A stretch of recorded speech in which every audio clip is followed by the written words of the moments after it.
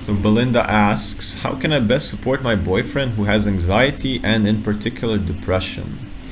I'm a yoga teacher and I'm a seeker and a very light person, but after 8 years I'm struggling with his shadow. I want to be supportive and want him to have his best life, but I'm finding it harder as the years go on. Yeah, we can't fix people. We can be supportive, but you can't carry people. People need to take responsibility for themselves. And yeah, maybe there are ways.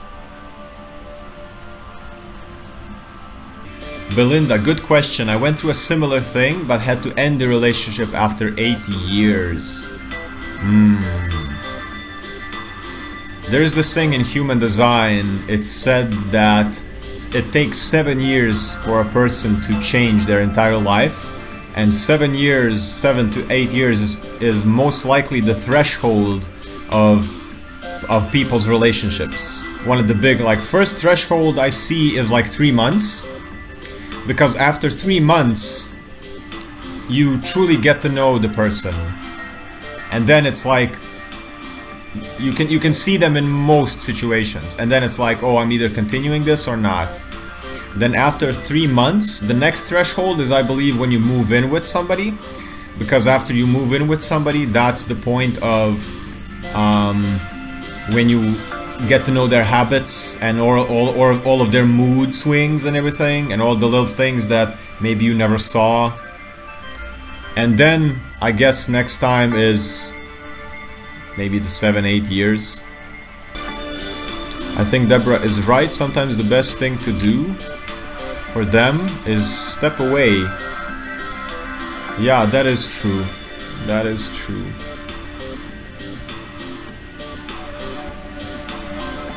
Codependency might be the issue. Yes, yes. What I find is that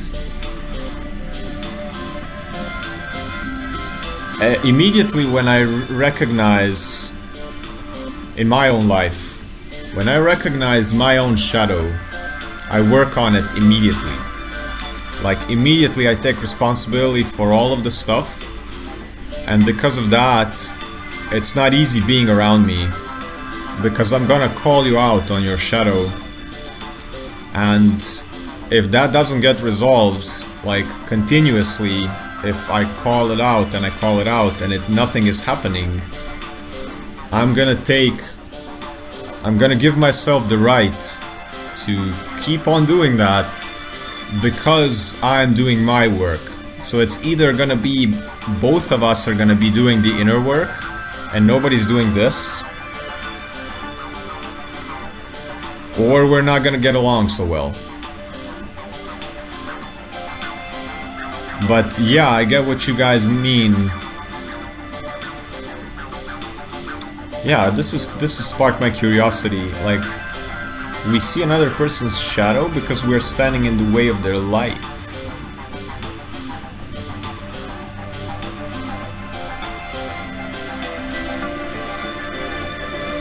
If I struggle with someone in some kind of a relationship, I often look to see what it is that I am contributing. Oh, I get what you mean. Oh, but I've long been. That's the first thing I do. That's the first thing I do as well, is look to see, maybe I'm doing this. But at certain points, it stops being about you. So maybe who else is in here? Who asked? Let me see. So Belinda. I think in Belinda's case, where she says for 8 years she has tried to help her boyfriend, I'm guessing that Belinda has looked at herself first, because she says she's also a yoga teacher, she is very light. So I'm guessing she has resolved her own issues first before looking at the other person's shadow. You are very right, Deborah. If I see something, if we see something in a relationship, first we need to see what is our own input. Maybe it's me. Always first look at maybe it's me. But after a certain point, there comes a time where you have tried everything. You can't look at yourself and see, maybe I am contributing to the problem. Maybe at certain points, maybe also after 8 years, maybe you have done everything you can, and you have tried to bend yourself and try every possible angle solution to the problem, and after that nothing is working. And in that case, either the other person needs to confront the shadow that they've been avoiding all this time, or you just leave, because maybe certain karmic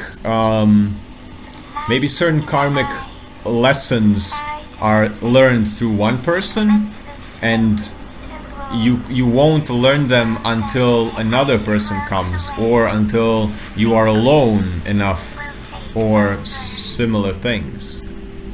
So this is very, very difficult, because a relationship is basically shadow work.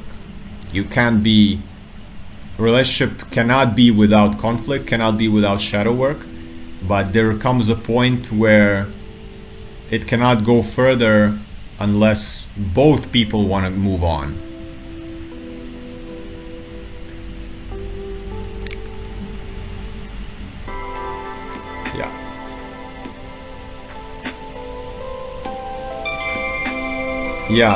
Do you feel like you are wasting your light on somebody that can't absorb the love? Like, you're giving love and the other person they are in a place where they cannot receive it, and there is a lot of other people in your life, like you say, you share things with others and it lifts them up, and you share the same thing with your partner and he can't take it. And it's not about you. I totally understand. Like, I can share some of the things that I share here on this live. I got you guys who are like, oh my god, like this advice is so amazing. For starting tomorrow, I'm doing the thing. Like I create lines. The thing that you told me, I've been doing it for a week, and my life has turned itself around. Like my marriage is better, everything is better, and I'm like, nice. And then you can say the same thing to your partner, you can say the same thing to your friend, to your mom. Like my mom and my dad, I can't even finish a sentence if it's some advice for them. If it's love in a sense of like, come on mom, let's do like 10 minutes of exercise together. Just 10 minutes. You know how good you're gonna feel. You're gonna have blood flow. Let's just do 10 minutes of Tai Chi together. And I get my eyes gouged out. I get my, like... And that's the shadow that I can't dissolve that part of them. I've tried. And every time that I do it, I just slam my head against the wall. And I get... And like you say, you struggle seeing the person suffer. I just went back home after a year and a half. I haven't seen my folks in a year and a half. I went back home for 2 weeks, and I had to sit there while they're drinking beer and shots and eating heavy foods all the time and smoking 2 packs of cigarettes a day and no movement at all. And all they talk about is difficult things and complain, and anytime that I try to bring up at least nice memories, it's so difficult. And I can barely sit next to them. I want to cry when I look at my parents, and I can't say anything.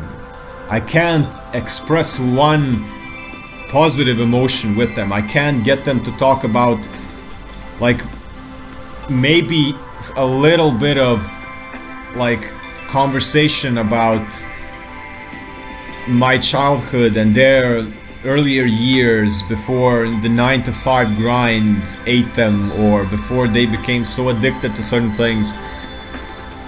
And I just struggle seeing them suffer. he gets irritated when I meditate. Yes, yes. When I'm being zen, people that can't be on that like that have still have blockages. When I'm very calm and I have like 4 breaths a minute and I'm just like in surrender mode and, you know, abundance, trusting the universe, I just it's yeah.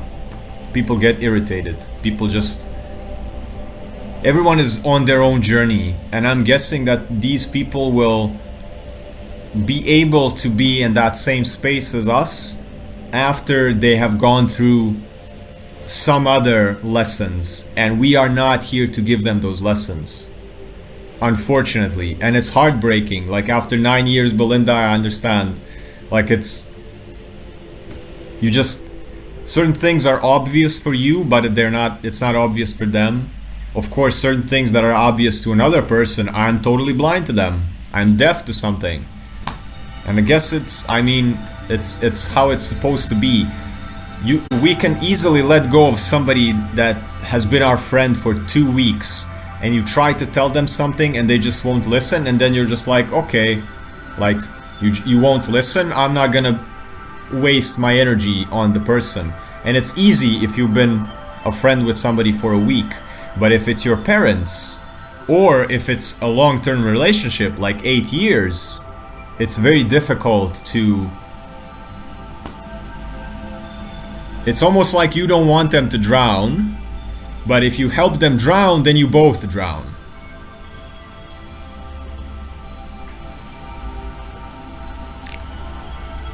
And maybe if you let them quote-unquote drown, they're actually gonna learn to swim themselves.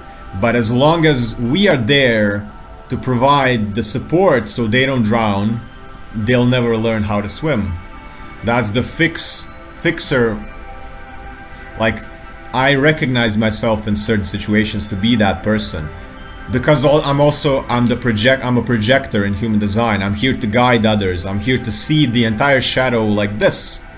And then I'm like, hey, look, you're not looking at this. Can you please resolve this so we can move on? But if it's not the right time, I can flip myself, I can invert myself, I can try to stand on my eyelashes and balance, and it's just not time. It's not time. Give distance like you did. So just, like you say, you moved out and now you let the other person, I'm guessing boundaries, because that's what helps me, is that if he gets irritated when you meditate, don't meditate around him. Try to find things where you are on the same wavelength, and if there is